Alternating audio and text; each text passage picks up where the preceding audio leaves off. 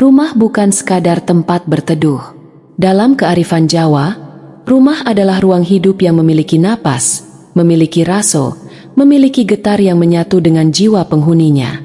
Ia bukan hanya bangunan dari bata dan kayu, melainkan sebuah ekosistem spiritual tempat doa dipanjatkan, tempat harapan ditanam, dan tempat rezeki singgah. Ketika rumah tertata dengan kesadaran, ia menjadi ladang keberkahan. Ketika rumah dijaga dengan niat yang lurus karena Allah, ia menjadi wasilah datangnya kelapangan hidup.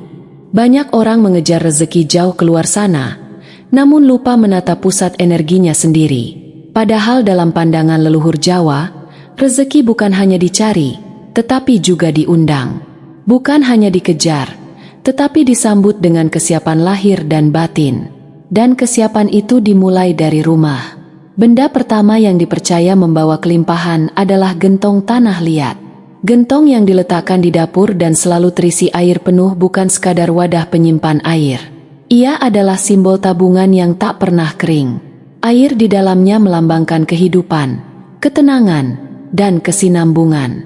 Ketika gentong terisi penuh, ia menjadi pesan diam bahwa penghuni rumah selalu siap, selalu cukup, selalu terjaga dari kekeringan rezeki. Dalam filosofi Jawa, dapur adalah pusat kehidupan rumah tangga. Dari dapurlah makanan diolah, dari sana energi keluarga dibangun.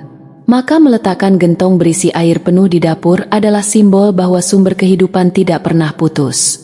Air yang jernih mencerminkan hati yang bersih. Dan hati yang bersih lebih mudah menerima petunjuk serta peluang yang Allah hadirkan. Namun maknanya bukan pada benda semata. Gentong itu mengajarkan disiplin. Ia harus dijaga agar tidak kosong. Ia harus diperhatikan agar tidak kotor. Dari situ tersirat pesan bahwa rezeki pun harus dijaga, disyukuri, dan dikelola dengan bijak. Ketika manusia menjaga amanah kecil di rumahnya, Allah menjaga rezekinya di luar sana. Benda kedua adalah cermin besar di ruang utama. Cermin bukan hanya alat untuk melihat bayangan fisik. Ia dipercaya memantulkan energi yang datang.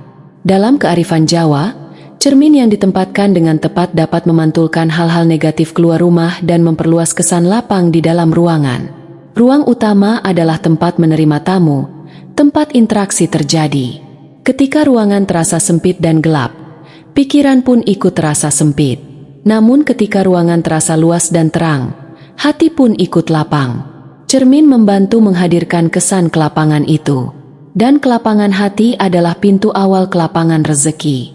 Secara simbolis, cermin juga mengingatkan manusia untuk selalu bercermin pada diri sendiri. Sebelum menyalahkan keadaan, lihatlah ke dalam. Sebelum mengeluh tentang rezeki, periksa kembali syukur yang ada. Ketika manusia mau bercermin, ia akan menemukan bahwa seringkali yang perlu dibenahi bukan dunia luar, tetapi sikap batinnya. Dalam Islam, kebersihan dan kerapian adalah bagian dari iman.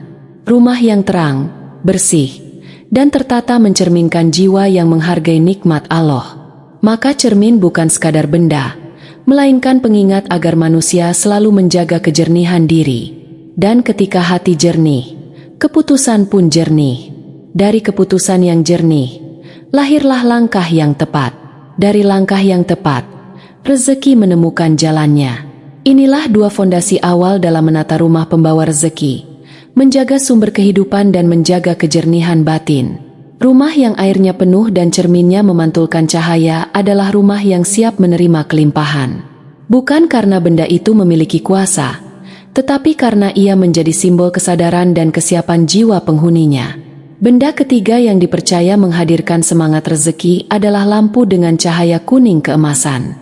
Pencahayaan yang hangat di sudut-sudut rumah bukan sekadar pilihan estetika. Dalam filosofi Jawa, warna keemasan melambangkan elemen api yang menghidupkan daya juang, menguatkan semangat, dan membangkitkan optimisme.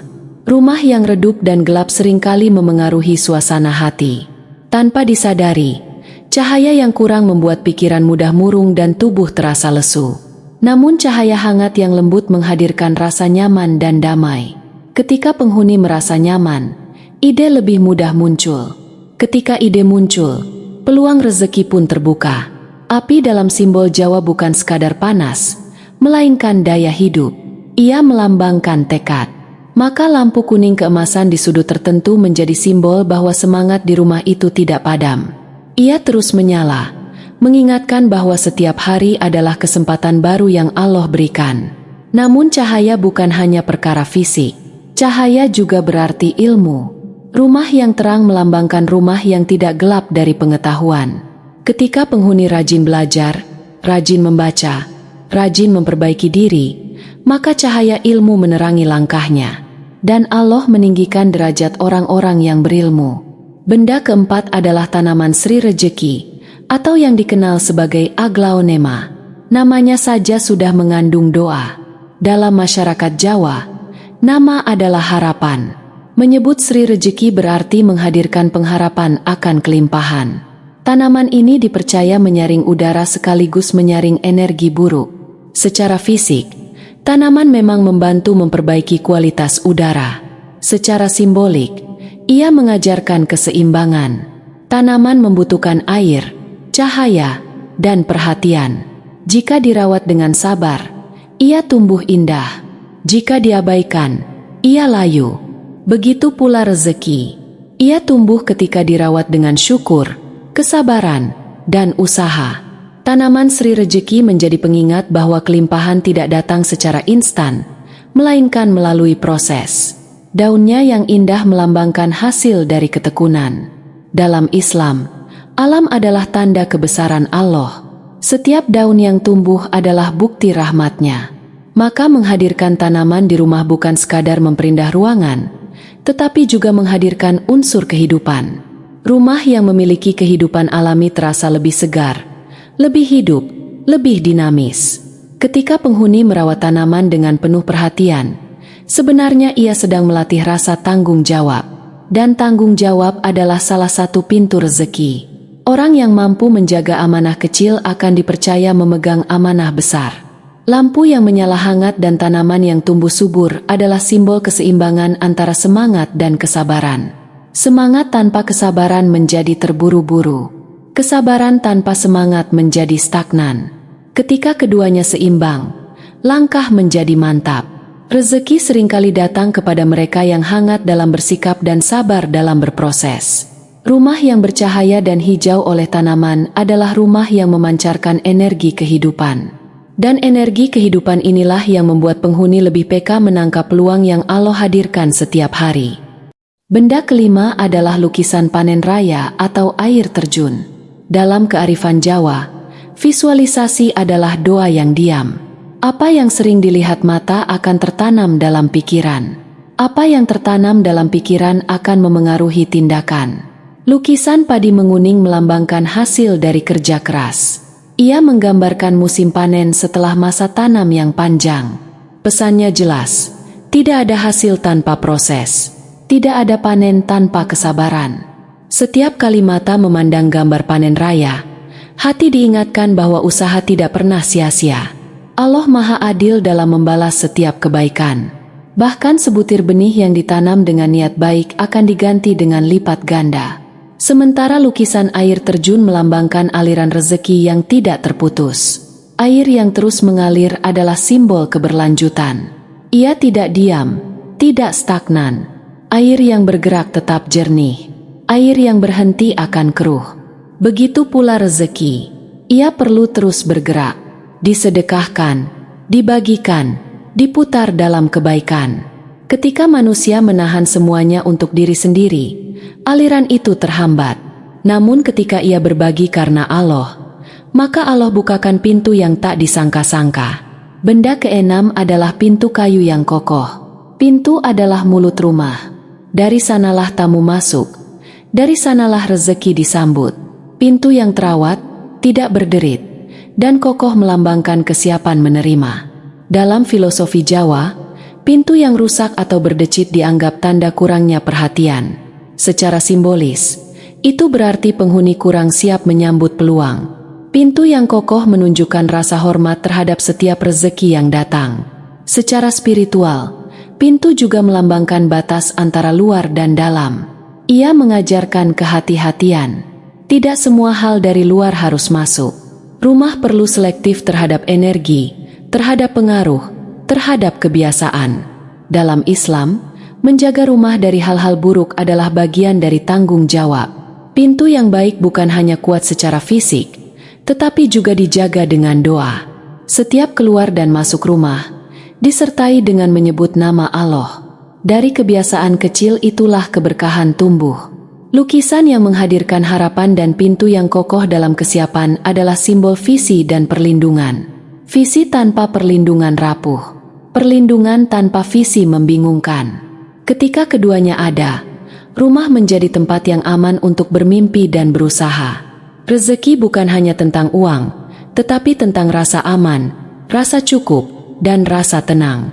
Rumah yang pintunya terjaga dan dindingnya dihiasi pengharapan adalah rumah yang memelihara optimisme. Dan optimisme adalah magnet bagi peluang. Benda ketujuh adalah wewangian alami, seperti dupa atau bunga segar. Aroma harum memiliki kekuatan yang sering diremehkan. Dalam tradisi Jawa, harum melambangkan kebersihan batin dan suasana yang menyenangkan. Rumah yang harum membuat penghuni betah. Ketika penghuni betah, ia lebih produktif. Ketika produktif, hasil pun meningkat. Harum juga menciptakan kesan positif bagi tamu yang datang. Dan dari kesan positif sering lahir hubungan baik. Namun maknanya lebih dalam dari sekadar wangi. Harum adalah simbol reputasi. Dalam kehidupan, nama baik adalah aset besar. Orang yang dikenal jujur dan ramah lebih mudah dipercaya. Dan kepercayaan adalah pintu rezeki yang luas. Dalam Islam, kebersihan dan keharuman dicintai oleh Allah. Rasul pun menyukai wewangian. Maka menjaga aroma rumah tetap segar bukan hanya soal kenyamanan, tetapi juga bentuk penghormatan terhadap nikmat yang diberikan. Wangi bunga segar mengingatkan bahwa hidup itu fana. Bunga yang indah pun akan layu. Maka selama ada waktu, isi rumah dengan kebaikan. Isi hari dengan amal. Karena rezeki sejati bukan hanya yang terlihat, tetapi yang bernilai di sisi Allah. Benda kedelapan adalah peliharaan kelangenan, seperti burung atau ikan. Suara burung yang berkicau atau gerak ikan yang lincah menciptakan vibrasi kehidupan. Rumah terasa hidup, tidak sunyi, tidak mati. Dalam filosofi Jawa, energi yang statis membuat suasana terasa berat. Gerak dan suara menciptakan dinamika. Dinamika menghadirkan semangat. Burung yang berkicau seolah mengingatkan untuk bersyukur setiap pagi.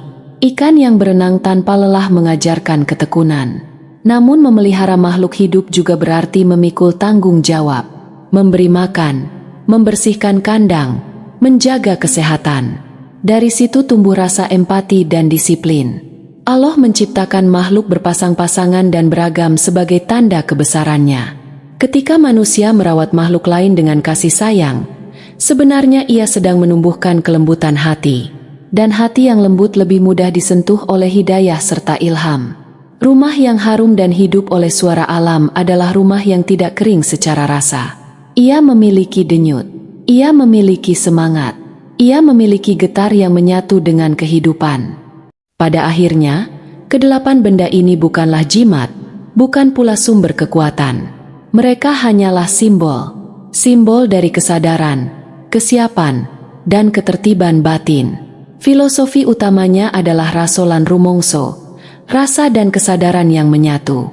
Ketika rumah ditata dengan penuh perhatian, jiwa penghuninya ikut tertata. Ketika rumah bersih dan rapi, pikiran pun lebih jernih. Ketika suasana ayem tercipta, hati lebih tenang. Dan dalam ketenangan itulah ide-ide cemerlang muncul. Rezeki seringkali datang bukan karena kebetulan, tetapi karena kesiapan. Orang yang hatinya kacau seringkali tak mampu melihat peluang di depan mata. Namun orang yang batinnya tenang mampu menangkap isyarat kecil yang Allah hadirkan. Gentong yang penuh mengajarkan kecukupan. Cermin mengajarkan introspeksi. Cahaya mengajarkan semangat. Tanaman mengajarkan kesabaran. Lukisan mengajarkan harapan. Pintu mengajarkan kesiapan. Wewangian mengajarkan reputasi. Peliharaan mengajarkan tanggung jawab. Semua itu bermuara pada satu hal, membangun rumah yang selaras dengan nilai kebaikan. Rumah yang dipenuhi doa, dijaga dengan syukur, dan dihuni dengan akhlak yang baik akan memancarkan energi positif. Namun jangan pernah menggantungkan harapan pada benda. Gantungkanlah pada Allah semata. Benda hanyalah pengingat. Usaha tetap harus dilakukan. Doa tetap harus dipanjatkan. Sedekah tetap harus dikeluarkan. Ketika manusia menata rumahnya sambil menata niatnya, maka lahirlah keseimbangan antara lahir dan batin. Dan keseimbangan itulah yang membuka pintu kelapangan. Rumah yang ayem bukan hanya membuat penghuninya damai, tetapi juga menjadi tempat tumbuhnya generasi yang kuat. Dari rumah yang tertata lahir pribadi yang tertib. Dari pribadi yang tertib lahir usaha yang terarah. Dari usaha yang terarah lahir keberkahan. Maka jika ingin menghadirkan rezeki yang luas, mulailah dari hal kecil. Rapikan rumah. Bersihkan sudut-sudutnya. Hidupkan dengan cahaya, dengan tanaman, dengan aroma yang baik, dengan suara kehidupan.